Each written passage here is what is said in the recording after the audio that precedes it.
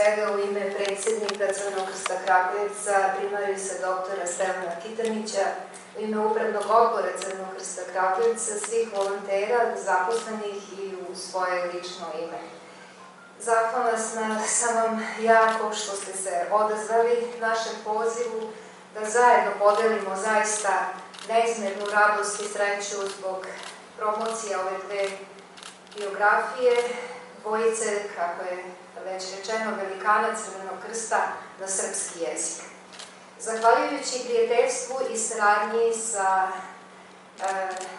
ja moram da kažem, više od jedne decenije, sa Crvenim krstom grada Ohrida i gospodinom Točkovom i autorima biografija gospodinom Bunjonom i Duranom, koje sam upoznala 2015. godine, publikacije su evo prevedene na srpski jezik.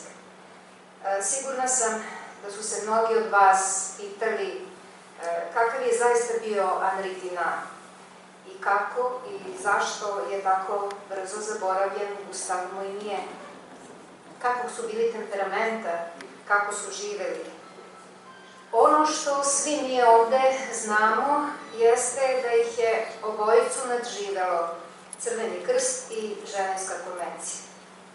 Biografije koje će danas biti predstavljene su kratko napisane, na jedan direktan način i predstavljaju najvažnije karakteristike i faze u životu i radu Henri Dunanta, koji je bio veliki filantrop, entuzijasta, vizionar, i Gustava Moyniera, koji je bio veoma studiozan, veoma predan, veoma vredan predsjednik Međunarodnog komiteta od 1864. pa do 1910. godine i jedan od osnivača Instituta za međunarodno pravo.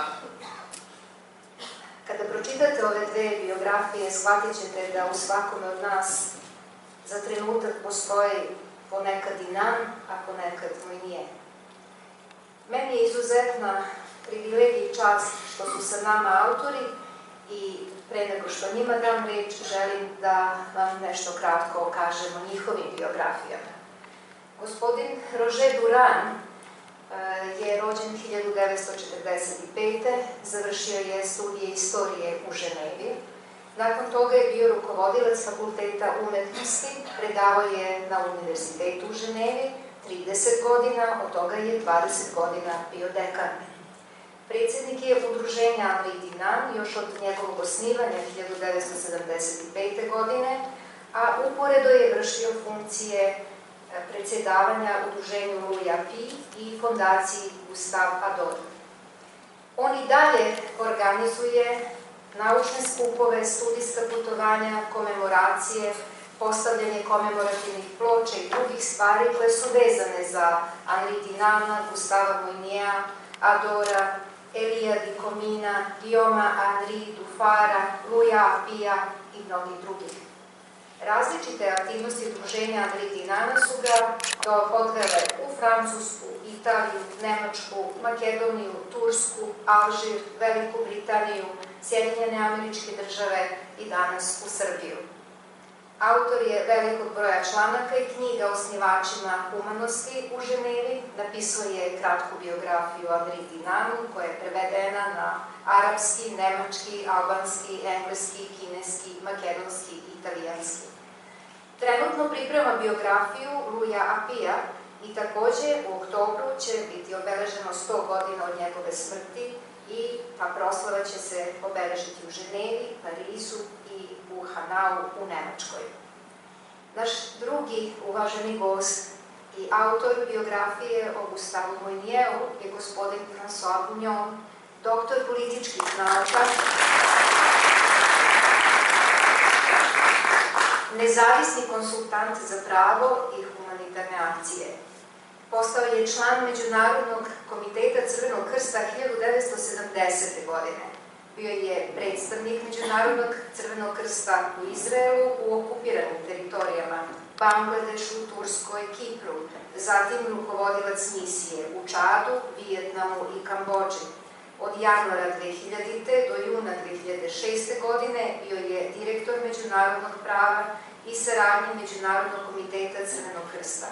Od 2010. do 2017. bio je član Upravnog odbora Međunarodnog komiteta Crvenog krsta. Objavio je više od 80 članaka i knjiga na temu međunarodnog prava i Crvenog krsta. Između ostalog, knjigu Međunarodni komitet Crvenog krsta i zaštita žrtava rata, juna 2000. godine, knjigu koja ima 1440 strana. Delo je prevedeno na engleski, kineski i ruski. Zatim je napisao knjigu Od Budimpešte do Saigona, istorija Međunarodnog komiteta Crvenog krsta u periodu od 1956. do 1965.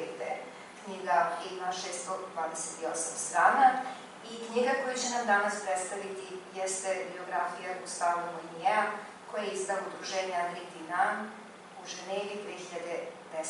godine. Znači, knjiga je prevedena na engleski, arapski, nemački, kineski, korejski, albanski, italijanski, makedonski i srpski jezik. Sada će dati